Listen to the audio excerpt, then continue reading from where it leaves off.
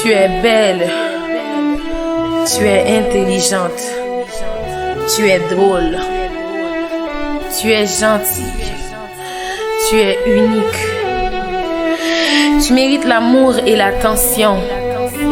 Tu n'es pas trop, tu es juste là où il faut. Tu es précieuse, tu es un diamant, une perle, une rose, la création de Dieu, la plus magnifique.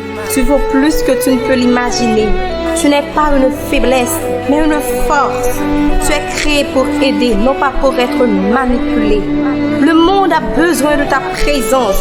Tu es unique et irremplaçable. Donc tu as de l'importance. Sache que tu as droit au respect et tu mérites que l'on t'aime. À l'égard des incohérents et des idées immobiles de certains gens, loin des raisons, loin des pensées, loin de la vérité, près de la réalité, l'obsession de surpasser l'être inexplicable. Quelle bravoure des femmes incomparables! L'idée d'être toujours le seul à pouvoir tout faire rabaisse la valeur des femmes raisonnables. D'être toujours le seul à apporter ce qu'il fallait. La femme peut aussi apporter la richesse de la sueur, baiser l'opportunité dans le monde des affaires et même encourager la vaillance dans le dur labeur. Soyez fiers d'être femme. Être femme n'est pas une déception ou être femme ne veut pas dire qu'on est destiné à être domestique. Disons à bas les sexistes. Vous êtes toujours là pour critiquer la femme parce qu'elle a donné le fruit à Adam.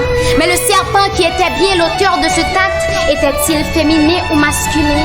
Et jamais vous n'avez remercié la femme pour avoir donné naissance au sauveur de l'humanité.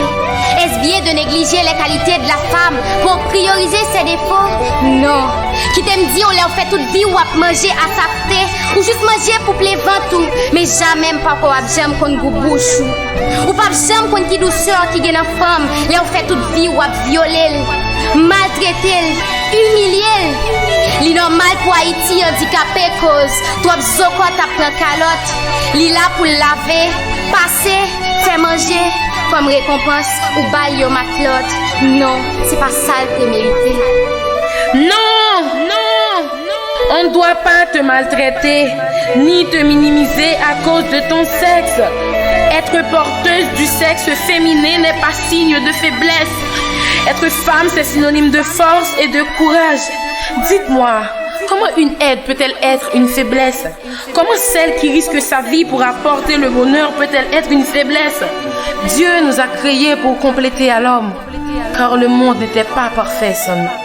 Elle est respectueuse et respectée, mais cela ne peut se faire que si elle s'en donne les moyens. Une femme forte, en plus d'avoir un caractère affirmé, doit également avoir des principes en béton. Sa dignité est alors son pilier, puisqu'elle suit une ligne directrice basée sur ses propres règles. Arrêtez de minimiser la femme.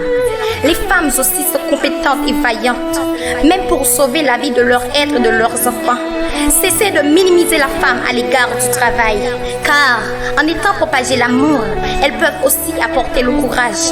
En menant le combat de la vie à tête haute et sans peur, même avec la rage, elles peuvent même déplacer des rochers avec la main dans les circonstances de la vie. On voit régner le sexisme même au sein de l'Église. Mais Jésus était mort pour nous aussi. Nous avons nos rôles et nos valeurs dans l'Église. Ruth, Esther, n'étaient-elles pas des femmes? Pourtant, elles ont accompli des exploits, libéré leur peuple. Parlons de la bravoure de Marie-Jeanne, qui en étant femme prenait des armes comme les hommes. Elle avait du courage, n'avait pas peur du danger. Cela prouve qu'on peut être forte. Il n'y a aucune honte à être femme. Prenons maintenant la soutenance de Claire Heureuse, qui auprès de son héros était une aide indispensable. Une femme, une vraie, avec de l'intelligence, d'un amour ferme et d'un support inconditionnel. Alors, rejetons l'idée que la femme est un être bourré d'orgueil. Ce que la femme veut, Dieu le veut, ne veut pas dire que la femme est un être indestructible ou encore surhumaine, mais elle est juste sans cesse en évolution et la femme détient sa force grâce à sa patience, son courage, son esprit d'analyse et de déduction. Et elle a justement ces qualités qui lui permettent d'avoir une vision juste et réaliste des choses. Et c'est ce dont le monde a besoin. Oui, le monde a besoin des femmes qui sont là, non pour uniquement le sexe, des femmes créatrices, des femmes réalistes, des femmes qui peuvent briller comme la lune l'a fait au coucher du soleil.